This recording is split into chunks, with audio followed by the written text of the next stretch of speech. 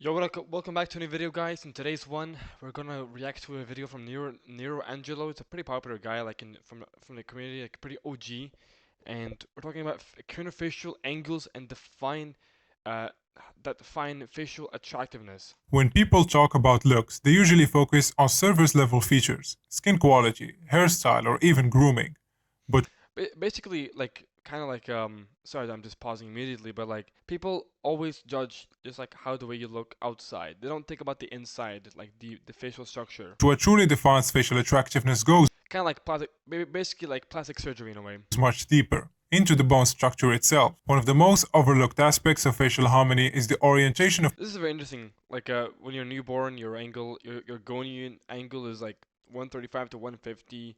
The average female one is like 120 to 140, and then actually yeah, that's the average one I think. And then the masculine gonial angle is 100 to 120, which nowadays is like it's typically like on the upper end, like 120 plus or like 115 or above. Never like up. People don't really have anything below 115. It's quite rare. And then obviously when you age as well, your jaw starts to like become like not deformed, but like it just loses its mass from old age, and that shit spikes up to like 125 to 145, which is similar to the female one actually. craniofacial plane angles. These angles describe how different parts of the skull And it also shows here as well, like how the maxilla is like as you can see right here, the maxilla looks kind of weak. In a way, like everything here looks kind of weak, and it's stronger here in the masculine one and more feminine here as well. It's very interesting. I think actually it's mostly to do with the angle, but it even looks like it's different from the orbital bones a little bit. Maybe I'm like actually not. Maybe it's actually the exact same, and it's just because of the gonu. and face are aligned relative to each other, and they can dramatically alter how a face is perceived. Today we'll break down four of the most important craniofacial angles for aesthetics, explain why they matter and what the ideal ranges tend to look like. First, the mandibular plane angle, MPA. The mandibular plane angle is the angle formed between the lower border of the mandible and the cranial base. It essentially measures how steep or flat the lower jaw sits relative to the skull. So why does it matter?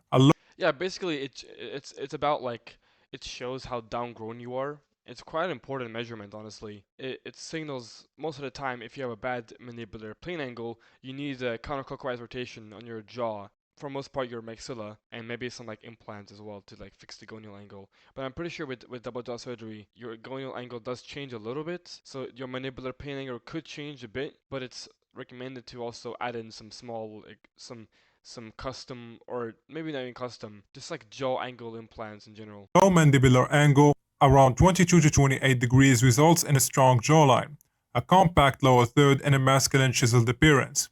On the other hand, a high mandibular plane angle Yeah, as you can see, like very downgrown, and it makes the face look very like elongated. It makes it look very bad, as you can see here. Like the chin almost looks like a really masculine chin, but in reality, it's very down. I mean, this is like a rare case, I'm pretty sure, like very very rare case.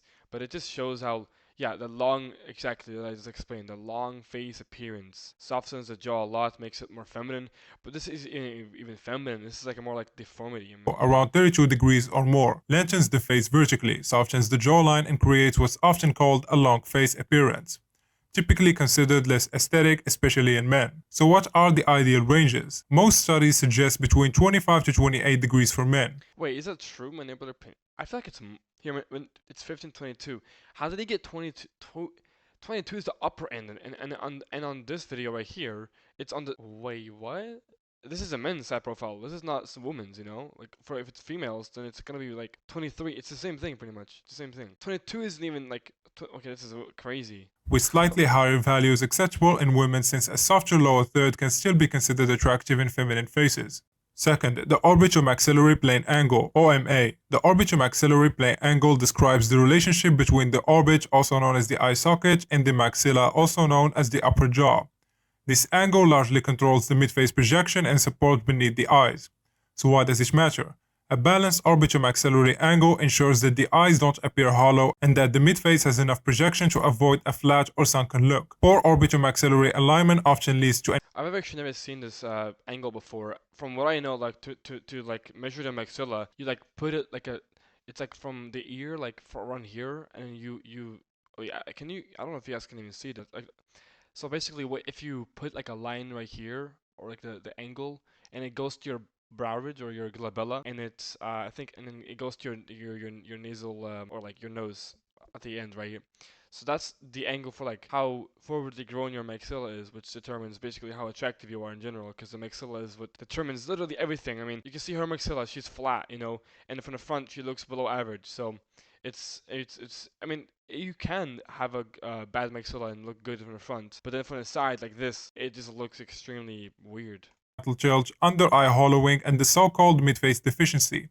Yeah, the midface deficiency is really important as well. It is highly unattractive in both men and women. So what are the ideal ranges? While exact measurements vary, aesthetically pleasing Bro, what the hell is this? I didn't even realize her jaw is so masculine. Oh my god, what is that angle? Dude, that must be like 110 degrees. I'm not even kidding. That's a crazy angle actually. Damn. faces tend to have acute forward projection orbitomaxillary angles that provides under-eye support and blend seamlessly into the cheekbones. Third, temporal plane angle (TPA). The temporal plane angle measures the tilt of the temporal bone relative to the cranial base. Bro, I have never seen these angles before or these measurements. I'm surprised. Maybe they're not as important, or maybe people just don't look into them enough. I may have to like look into these more and like research, because I've actually never seen these angles before. Shaping how wide or narrow the upper face appears. So why does it matter then? The temples are often overlooked, but they frame the eyes and forehead. A steep temporal plane angle leads to hollow temples and a narrow upper face, which exaggerates mid-face imbalance. A flatter, more balanced angle provides lateral support, creating a stronger eye frame and better harmony between forehead, temples, and cheekbones. So what are the ideal ranges?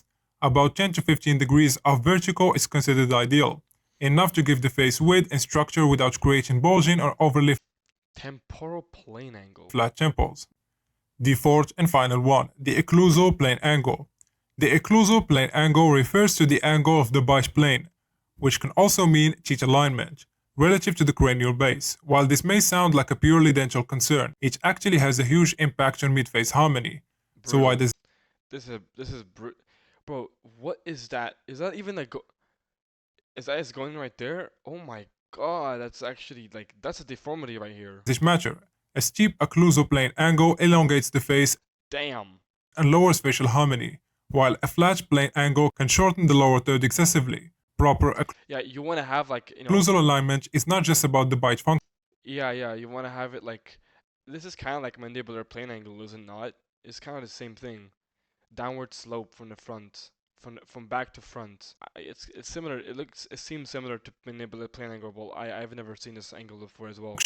It influences smile aesthetics, facial length, and even how youthful a face can appear. But he's not showing the actual angle. Like, did he show the angle how it actually like works?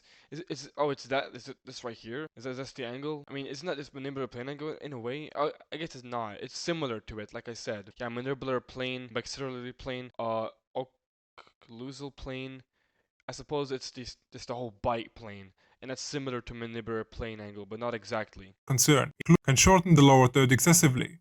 Facial length and even how youthful a face can appear. When it comes to the ideal ranges, most aesthetic studies places the ideal between 5 to 10 degrees downward slope from back to front, which creates a balanced facial height and symmetry. What do you guys think about? Interesting. Honestly, very interesting. I've never seen this angle before. Like this one right here, mandibular plane. I mean, sorry, mandibular plane. I've seen mandibular. Whatever. What's next? Orbitomaxillary plane. So it's like the maxilla and like down growth, I suppose. Yeah. It looks. I mean, I'm pretty sure these are the lines, right? It's what he's showing. Or is that enough projection to flat? I guess it's more the maxilla, how forwardly projected it is. But isn't that just the same thing like I described? Temporal plane angle. Is it like these like circles? Or is it all these lines? I mean, I'm confused actually. I'm very confused. Anyways, that's basically this video. I wanted to react to it because it's interesting, and like it's about craniofacial angles. It's a little bit deeper, like looks nothing stuff, about your actual bone structure and how much it actually affects you. So it's actually really important to have the right kind of like even like craniofacial base. Like just the actual skull of your head is really important. But of course, these things can be changed from what I see at least. These things can be changed with surgery. Most of the time, like double jaw surgery, for example, like a very easy one. Not easy, but it's easy, but it's high recovery, right? But it's like one of those surgeries that you can't deny it's good. It's amazing for like improving your facial depth and like your angles and your side profile specifically. So yeah, if you guys want a personalized advice as well about like what you need to hard max and what kind of I'm not gonna use these angles, but I'm gonna use more traditional angles for you. If you guys want like help with that, help with ascending yourself, sub maxing or hard maxing, or if you need a plan for like hard maxing, then hit me up in my school community. I would love to help you. It's my passion. So yeah, that's basically it for the video. I appreciate you guys watching. Anyways, thank you for watching. Peace out.